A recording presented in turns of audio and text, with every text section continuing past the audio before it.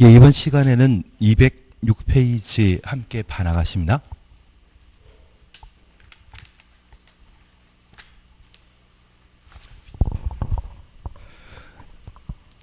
(206페이지) 보시게 되면 도시개발구역 지정입니다. 찾으셨습니까? 우선 1번 보시면 지정권자입니다. 그리고 동그라미 1번입니다.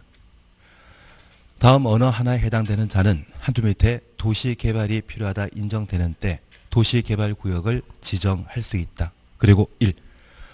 특별시장, 광역시장, 도지사, 특별자치도지사, 가로속에 시도지사입니다. 그리고 2번입니다. 서울특별시와 광역시를 제외한 인구 50만 이상의 대도시장이 도시개발구역을 지정할 수 있습니다. 동그라미 2번은 그냥 지나가십니다. 그리고 2번입니다. 국토교통부 장관은 다음 각호 어느 하나에 해당되게 되면 1에 불구하고 도시개발구역을 지정할 수 있다. 여기 불구하다 이 말 보게 되면 예외적인 상황이라고 파악해 주셔야 됩니다. 그래서 국토교통부 장관은 예외적으로 도시개발구역을 지정할 수 있습니다. 그리고 구체적인 지정 사유는 1번부터 5번까지 있는데 얘는 천천히 해나갈 겁니다. 우선 5번 보시면 천재지변 찾으셨죠? 천재지변 추천없습니다. 천재지변으로 긴급하게 도시개발 사업할 필요가 있는 경우에는 국토교통부 장관이 도시개발구역 지정할 수 있습니다. 그리고 1번입니다. 국가가 도시개발 사업을 실시할 필요가 있는 경우 국가 추천없습니다. 그리고 2, 3 묶어놓습니다. 2, 3 묶어놓습니다. 그리고 4번 보시게 되면 위 양가로 1, 2에 따른 협의가 성립되지 아니한 경우 앞에다가 둘 이상의 시도, 대도시에 걸쳐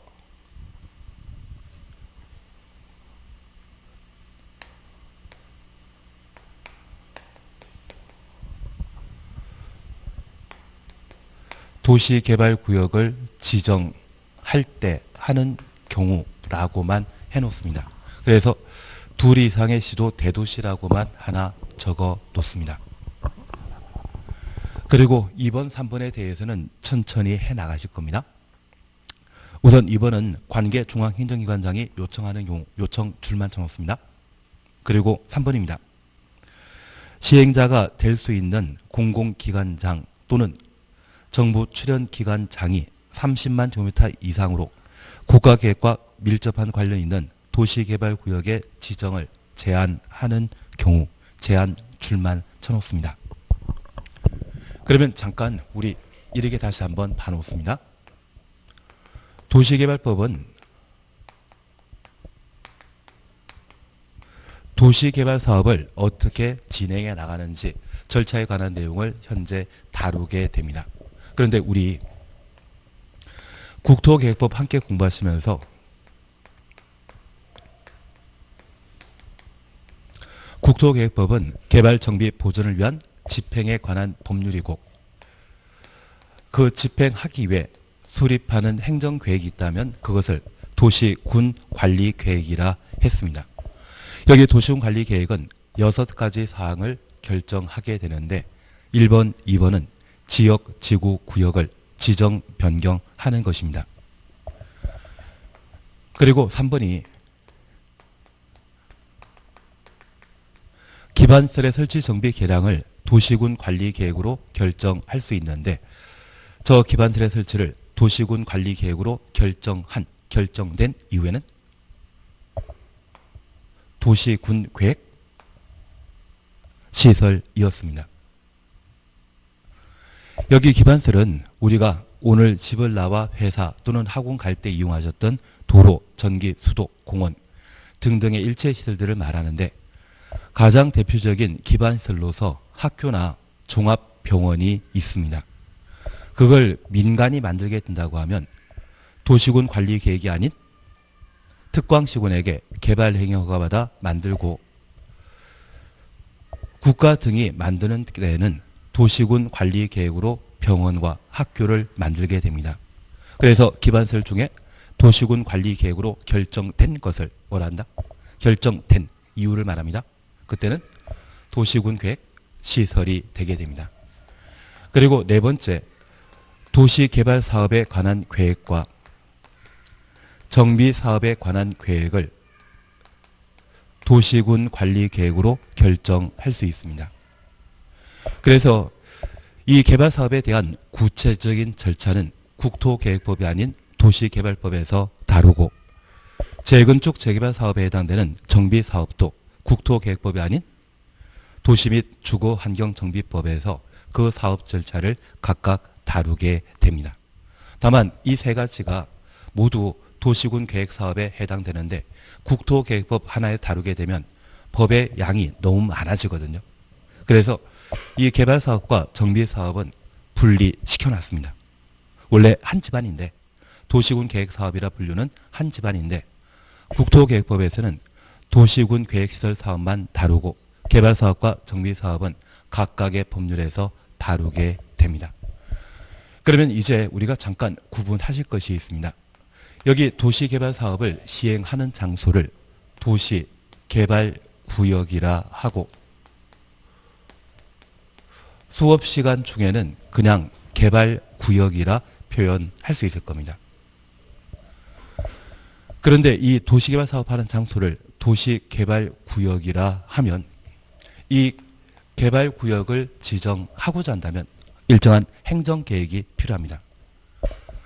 도시개발 사업은 국토계획법에서 분리되었기 때문에 도시개발법 자체에 도시개발 계획 제도를 따로 마련하고 있습니다. 여기 도시개발구역 지정과 도시개발계획 수립은 원칙적으로 동시에 이루어지도록 되어 있습니다. 이 도시개발구역 지정하는 것이 도시개발 사업과 관련되어서는 첫 번째 사업 단계가 되게 됩니다. 그러면 이 도시개발구역은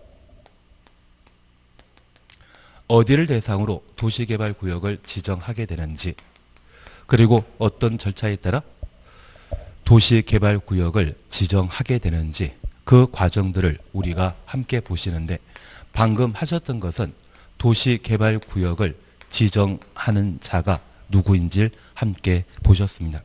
그런데 우리 여기 도시개발 사업도 도시군 관리계획으로 결정함으로써 도시개발 사업이 이루어질 수 있거든요.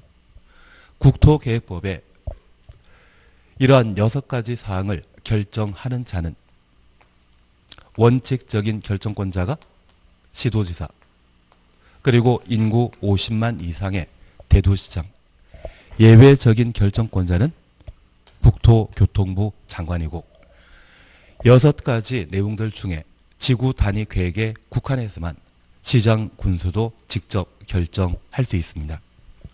그래서 국토계획법의 도시군 관리계획의 결정권자는 얘들을 우리가 함께 보신 적이 있습니다. 지금 도시개발법은 국토계획법과 전혀 관계없다? 관련이 있다. 관련 있습니다. 그래서 이 도시개발구역의 지정권자는 결정권자와 같습니다. 그래서 원칙적인 지정권자는 시도의사, 인구 50만 이상의 대도시장이고, 예외적인 결정권자가 국토교통부 장관인데, 계급 순으로 나열하게 되면 국토교통부 장관, 시도의사, 대도시장이 도시개발구역의 지정권자가 되게 됩니다. 그러면 원칙적인 지정권자는 시도의사, 대도시장이고 예외적인 지정권자가 국토교통부 장관이라면 저 국토교통부 장관은 언제 도시개발구역을 지정할 수 있는지 우리 시험 볼 때까지 천국이라고 기억해 놓습니다. 가끔 TV 보다 보면 알바 천국에서 광고 모델로 천국이 찾는 경우가 있더라고요. 그래서 천재지변 등으로 긴급한 도시개발 사업이 필요하거나 국가가 도시개발 사업 실시할 필요가 있는 때, 그래서 우리가 도시개발 사업은 시가지 조성 사업과 또 무엇이었다? 단지 조성 사업을 도시개발 사업이라 표현하고, 문화체육관광부 장관이 체육단지, 관광단지 만들거나 산업통상자원부 장관이 국가산업단지 조성할 필요가 있다고 하면 얘도 도시개발 사업이거든요. 만약 그런 경우라고 하면 국가가 바로 장관이 도시개발 사업을 실시할 필요가 있고, 그러한 경우는 누가? 국토교통부 장관이 도시개발구역을 지정할 수 있습니다.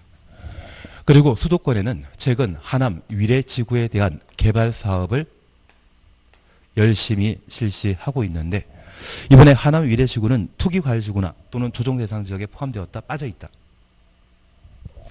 저도 안 뒤져봐가지고 잘 모르겠습니다.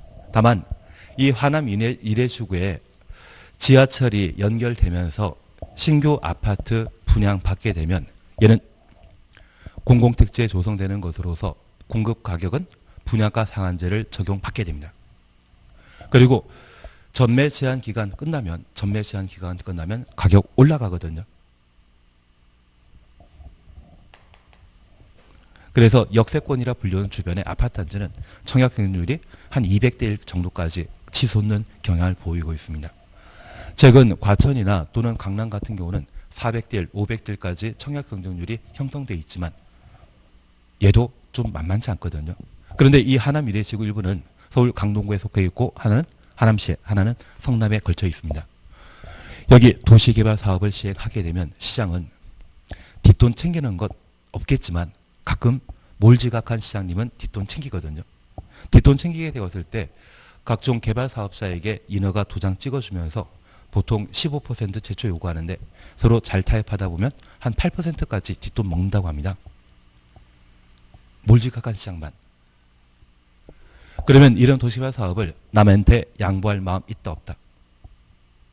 그래서 둘 이상의 시도, 대도시에 걸쳐 개발 사업을 시행하게 되었을 때 서로 도시개발 사업 지정권자가 되고자 하거든요. 협의 잘 성립될 일 없거든요. 만약 이런 상황이라고 하면 누가? 국토교통부 장관이 도시개발구역을 지정할 수 있습니다. 그래서 우리 시험 볼 때까지 천국이라는 말 기억하시면서 천재지변 등으로 긴급한 도시개발 사업 실시할 필요가 있거나 국가가 도시개발 사업할 필요가 있는 경우, 둘 이상의 시도 대도시에 걸친 경우에는 국장이 도시개발구역의 지정권자이다. 그리고 요청과 제안에 대해서는 다음 1월 달에 다시 한번 해나가도록 하겠습니다. 양해해 주십시오. 그러면 이들이 도시개발구역의 지정권자이고 어떤 절차로 도시개발구역을 지정해 나가는지, 옆에 페이지 2번 요청 제안은 1월 달에 해나갈 겁니다. 한 장 넘기십니다. 한 장 넘기시면 제2절 도시개발구역의 지정 기준 찾으셨죠? 이쪽은 좀 지역적인 부분에 해당되는 사항으로 제가 나중에 다시 한번 해드릴 이야기일 겁니다. 대신 한 장 넘기십니다. 2번 도시개발구역의 지정 요건 찾으셨죠? 우선 양가를 1번 보게 되면 지정 규모입니다. 이번 과정에서는 숫자 외우는 거 아닙니다. 숫자 외우지 마십시오. 이 숫자는 나중에 요약집 해나갈 때 그때 반항하시는 거고, 그리고 우리가 충분히 숙지되게 된다고 하면 이 정도는 짧은 시간에 반복하면서 정리할 수 있거든요. 숫자 외우는 거 아닙니다.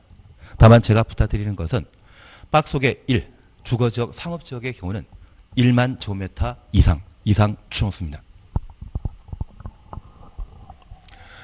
그러면 도시개발구역 지정과 관련되어 지정 대상과 관련된 사항들을 하나 살펴주시는데, 첫 번째 규모와 관련된 이야기입니다. 우리가 국토계획법을 함께 공부했던 주된 목적은 국토계획법은 뭐하기 위한 법률이다? 개발, 정비, 보전하기 위한 집행에 관한 법률입니다. 그런데 도시군관리계획으로 3사를 결정했다고 하면 얘는 사익사업이다, 공익사업이다. 공익사업이고 규모 크다, 작다? 크다. 그런데 사립학교 만들게 된다면 사익이다, 공익이다? 사익이고 규모 작습니다. 그래서 개발행위 허가 대상은 규모 작은 것이 원칙이고, 도시군 관리 계획으로 시행하는 이 세 개 사업을 통칭하면 도시군 계획 사업이죠. 시설사업과 개발사업, 정비사업 모두 규모가 커야 됩니다. 그래서 특정 단위 면적 이상. 반면 개발행위 허가 대상이 되게 된다면 그때는 무엇? 미만이란 말이 나와줘야 됩니다. 개발행 허가 대상은 미만, 도시군 계획 사업은 이상. 그래서 규모 큰 사업이다. 그것만 잡아 놓으면 됩니다. 그리고 납은 보게 되면 공업적입니다. 그리고 달아 묶어놓습니다.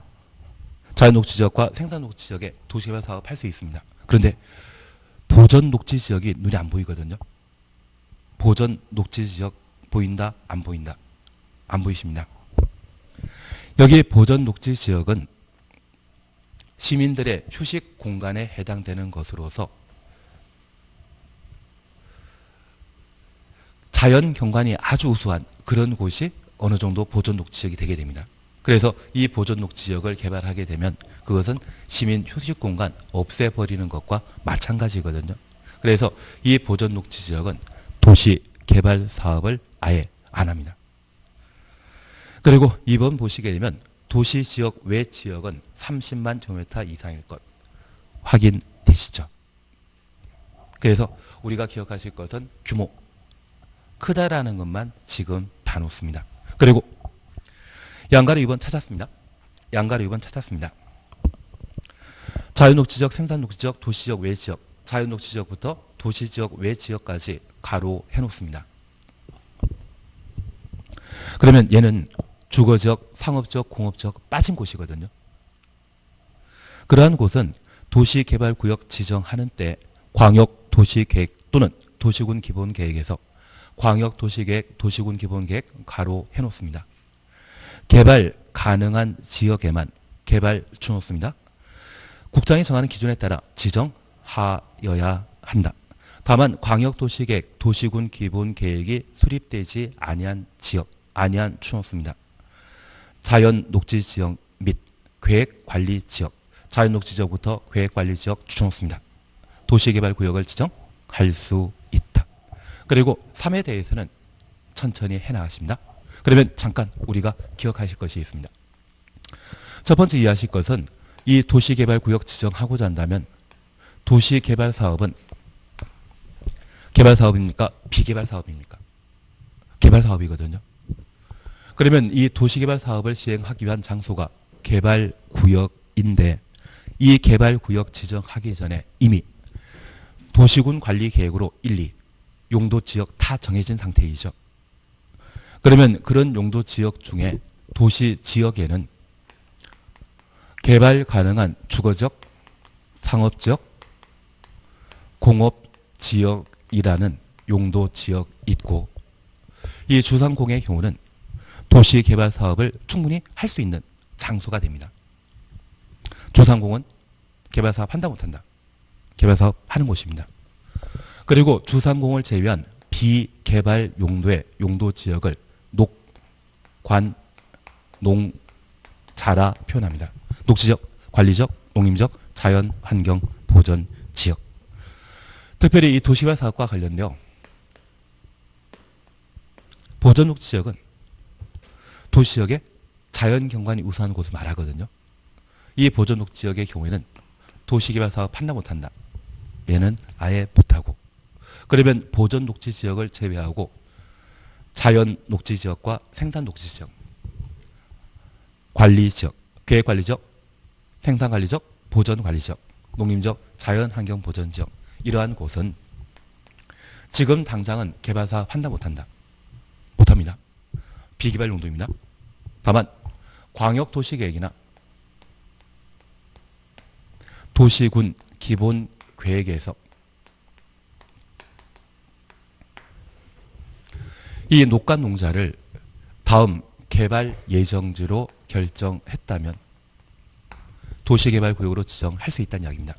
그러면 우리가 잠깐 이해하실 것은 광역도시계획과 도시군 기본계획은 집행계획입니까?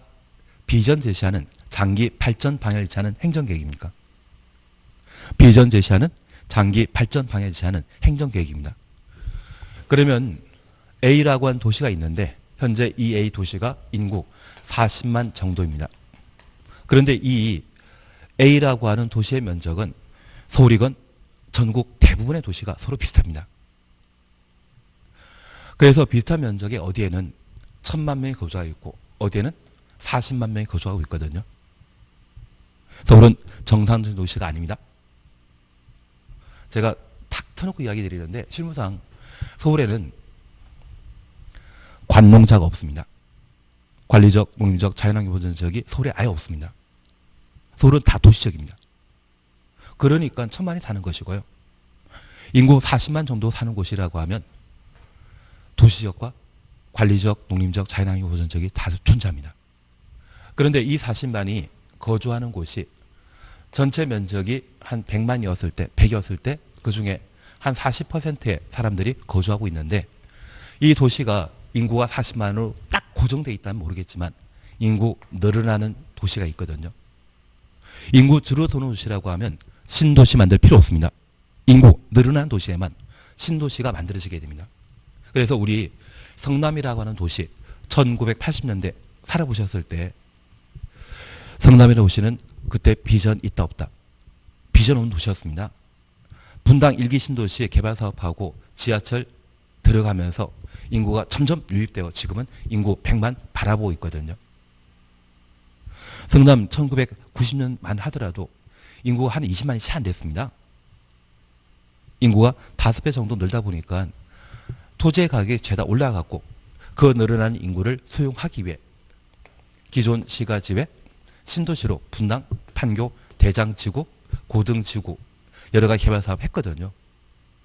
그러면 인구 40만이었을 때 현재는 이 정도 공간만 가지고 40만을 충분히 수용할 수 있지만 장래 10만이 더 늘어날 상황이라고 하면 기존 시가지로 기존 주상공으로 늘어나는 증가하는 인구 10만을 수용할 수 있다?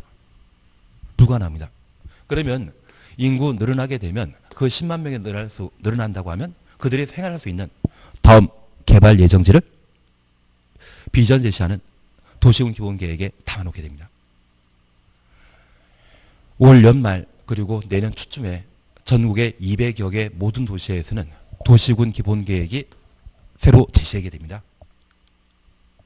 대신 특정 도시 중에 인구가 감소되는 곳이라고 하면 우리는 찾아갈 필요 없습니다. 기존 시가지도 낙후되는 판국인데 다른 개발 사업 한다 안 한다?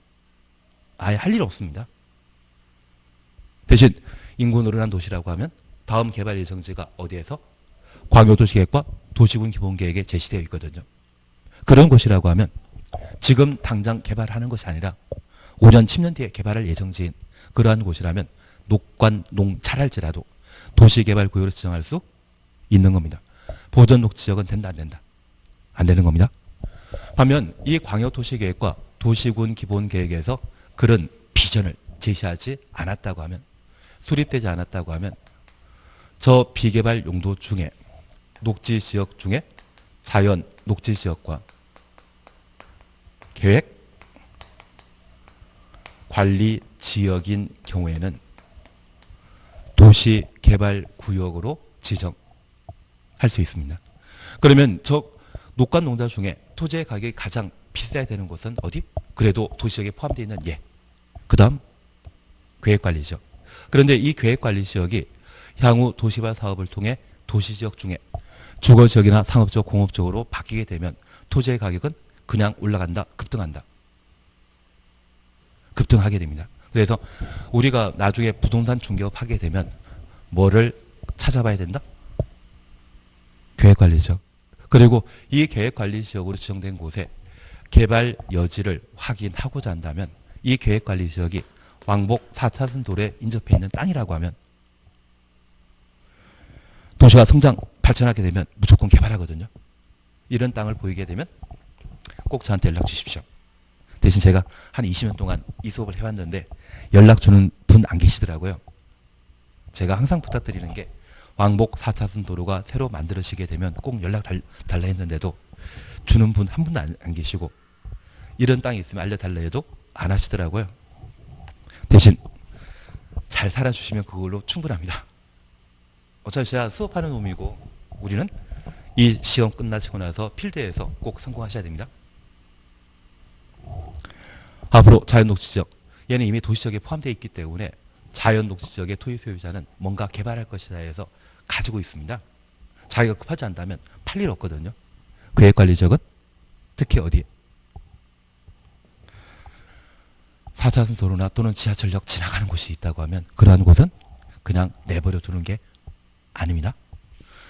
예, 그래서 개발 여부에 따라 현재 용도 지역이 주상공으로 지정되었다고 하면 무조건 도시개발구역으로 지정할 수 있고, 보전 녹지역을 제외한 녹관 농자인 경우에는 광역도시계획과 도시군기본계획에서 뭐하기로 개발 사업하기로 예정되었다고 하면 도시개발구역으로 지정할 수 있고, 이런 계획이 아예 없다고 하면 그때는 자연녹지역과 계획관리지역. 그래서 이 계획관리지역에 속해 있는 면적이 30만 제곱미터, 30만 제곱미터라고 하면 대충 3.3 제곱미터가 한 평이면 한 10만 평 정도이거든요. 여기에 아파트 만들건 뭘 만들건 하는 곳입니다. 그래서 최소 도시개발구역 지정 대상, 조금 이해시겠습니까? 그리고 우리 면적 요건과 관련되어서는 뭐만 보기로 했다? 숫자 지금 보는 거 아닙니다. 아, 숫자 지금 왜 외우십니까? 시험 볼 때까지만 하면 되는데. 지금은 미만입니까? 이상입니까? 이상. 다만 재미로 우리 함께 보셨던 게 이번에 도시지역 외 지역의 경우는 원칙적으로 얼마 이상 필요하다? 30만 제곱미터 이상 필요하다. 단서에 아파트와 연립주택 건설 계획이 포함된 경우 일정한 요건을 갖추게 되면 10만 제곱미터 이상도 도시개발구역으로 지정할 수 있다.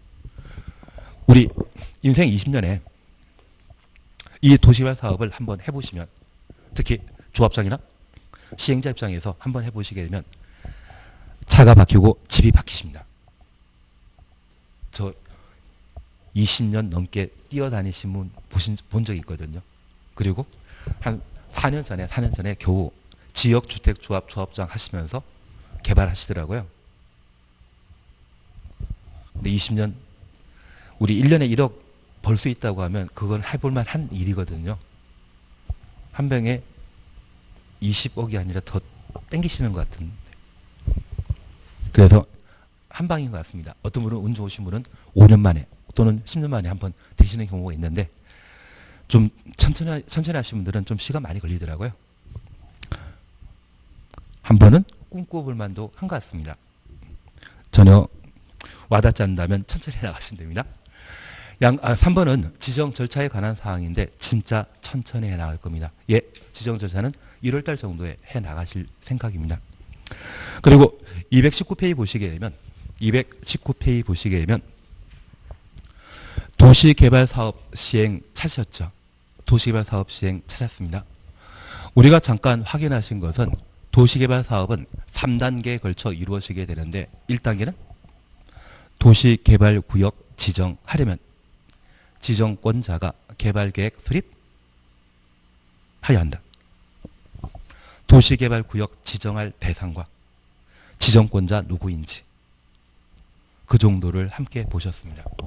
그러면 이 구역이 결정되게 되면 도시개발구역 안에 새로 도로 만들고 생활에 필요한 전기, 수도 등의 기반시설 설치할 사람 필요하거든요. 그 도시개발 사업 시행하는 자, 저 시행자가 도시개발구역 지정 당시에 수립한 개발계획에 따라 실시계획이라는 것을 작성하고, 이 도시개발구역의 관할 관청은 누구이다? 지정권자. 국토계획법에서는 국토교통부 장관, 지도의사, 대도시장을 결정권자를 했지만 도시개발법에서는 결정권자란 말 대신 무엇이라고? 지정권자. 그래서 이 개발구역의 관할 관청은 누구이다? 지정권자이거든요. 저 지정권자에게 인가받고 고시함으로써 도시개발 사업을 시행하게 됩니다. 그래서 이 시행자가 누가 될 수 있는지 그 정도만 잠깐 확인하고 지나가실 겁니다. 양가로 1번 찾으셨죠? 1번 시행자 지정, 양가로 1번 원칙 찾았습니다. 도시개발 사업 시행자는 다음 자 중에 지정권자가 지정한다. 지정권자 줄쳐 놓습니다. 다만 도시개발구역의 전부를 환지 방식 가로 해놓습니다. 5의 토지 소유자 추천없습니다. 6의 조합 추천없습니다. 시행자로 지정한다. 그러면 우리 1번부터 4번까지 묶어보십니다. 박스 속에 1번부터 4번까지 묶어보시면 국가, 지방자치단체 2번, 공공기관 3번, 정부 출연 기관. 최근 기출문제 출제된 사항이기 때문에 재미로 한번 보십니다. 기억입니다. 한국철도시설공단 찾았습니까? 가로 속에 역세권 개발 사업을 시행하는 경우에만 역세권 개발 사업 주만 정했습니다. 현재 철도공사가 분리되었거든요. 그래서 한국철도공사와 한국철도시설공단으로 분리되었습니다. 그래서 나중에 우리 대전역 방문하시게 되면 대전역 주변에 철도공사에서 이용하는 쌍둥이 빌딩이 하나 있거든요. 하나는 철도공사에서 사용하는 본사이고 하나는 한국철도시설공단이 사용하는 본사이거든요. 그중에 철도공사는 다양한 도시개발 사업 전부를 할 수 있는 반면 한국철도시설공단은 뭐만? 역세권 개발 사업만 담당할 수 있습니다. 그러면 그냥 농담 삼아 드릴 게 있습니다. 우리 새만금 간척 사업이라는 곳 들어본 적 있으시죠? 저 새만금 간척 사업을 철도공사는 할 수 있는데 한국철도시설공단은 못합니다. 철도시설공단은 뭐만?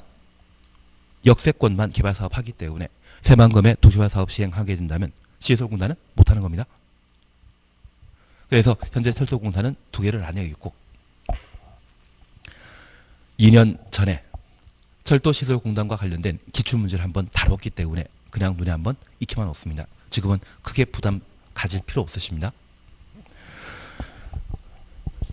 그리고 3. 정부 출연기관, 그리고 4. 지방공사. 이들은 민간이다, 공공이다. 공공입니다. 그래서 우리 공법과 관련된 주체는 행정청과 비행정청으로 나누는 것과 공공과 민간으로 나누는 경우가 있습니다. 여기 공공은 국가, 지방자치단체, 정부투자기관, 지방공사. 이들을 공공이라 했죠. 그런데 저 민간이건 공공이건 도시개발 사업 시행자가 되고자 한다면 지정권자에게 뭐 받아야 된다? 지정받아야 된다. 그래서 국가인 문화체육관광부 장관이 관광단지 만들고자 한다면 누구에게 시행자 지정받아야 된다? 지정권자에게. 좀 신기한 이야기인데 한번 눈에 익히만 주십니다. 다시 보십니다. 양가 1번 원칙 찾으셨죠? 도시개발 사업 시행자는 다음 자 중에 지정권자가 뭐한다? 지정한다. 그러면 공공도 행정청도 지정권자에게 뭐 받아야 된다? 지정받아야 됩니다. 이게 이 법의 참 이상한 특징입니다. 원래 행정청은 다른 행정청에게 지정받을 필요 없는데 여기에만 특별하게 국가, 지방자치단체인 경우에도 지정권자에게 지정받아야 된다. 그렇게만 잠깐 확인해 놓습니다. 그런데 이 민간에는 도시개발구역 안에 토지 소유자와 도시개발구역 지정 이후 설립되는 도시개발조합이 있습니다. 이들이 다른 시행자보다 우선하여 도시개발 사업의 지정권자가 되고자 하면 도시개발구역 전부를 어떤 방식으로? 환지 방식으로 사업하는 때에 소유자 또는 조합이 우선 도시개발 사업 시행자로 지정될 수 있습니다. 그냥 재미로 하나 이해해 주십시오. 여기 환지 방식은 사전 현금 보상 받는 사업 방식이다. 사후 현물 보상 받는 방식이다. 우리 계속 함께 공부하시는 게 각종 공공사업을 시행하게 되면 공익사업을 시행하게 되면 그 보상 형태는 공용 수용과 공용 사용, 이 두 가지는 사전 현금 보상하는 방식입니다. 그리고 공용 환지는 토지 교환의 준말입니다. 도시개발구역 지정 당시에는 여러 필지 농경지로 구성되어 있는데 이곳을 도시개발구역으로 지정해서 개발 사업하게 되면 네모 반듯한 대지 만들어지고 이 사이에 도로, 공원 등의 기반시설 설치가 되거든요. 그러면 개발 전의 땅과 개발 이후의 땅을 맛 바꾸는 것을 뭐란다? 환지 방식이라 표현하게 됩니다. 그런데 우리끼리 10,000원씩 또는 5,000원씩 각출해서 피자 한 판을 주문해 봅니다. 똑같은 돈을 내고 피자 주문했다고 하면 이 피자가 8조각으로 나오게 되었을 때 똑같이 잘 잘려서 나와야 되죠.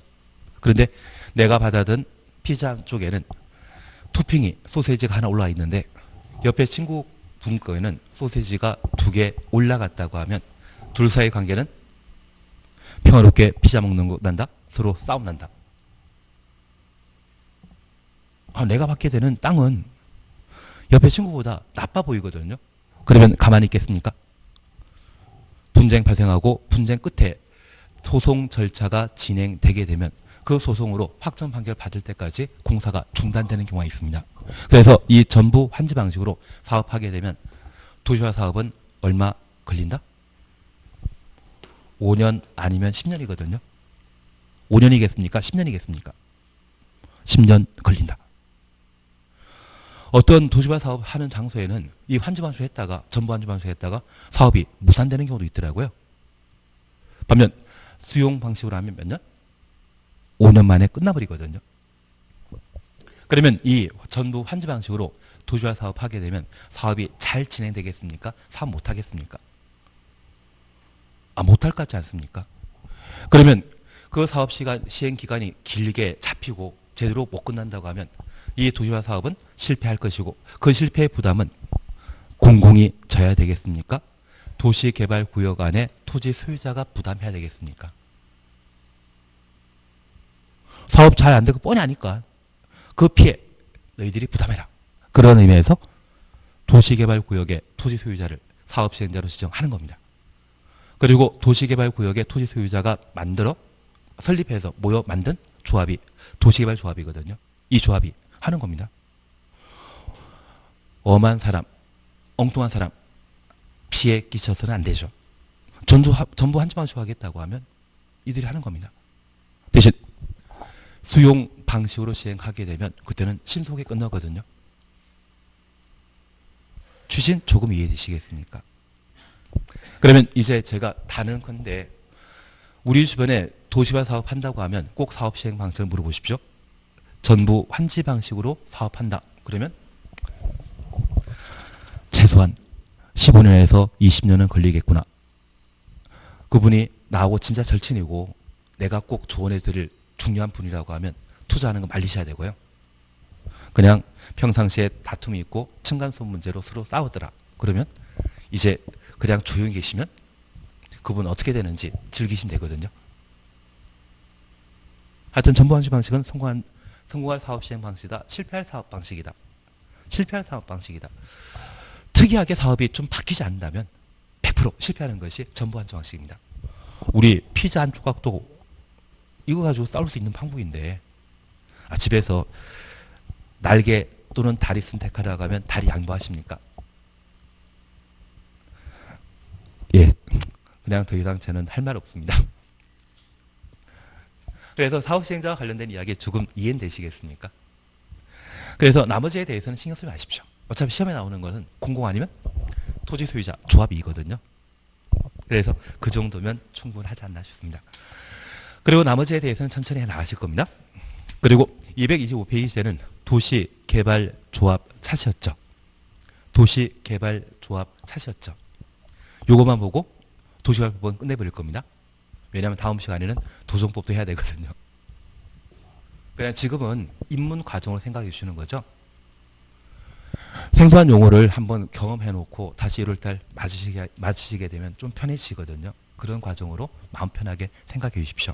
225페이지 찾으셨죠? 조합 설립하려면 도시개발구역에 도시개발구역 동원해 놓습니다.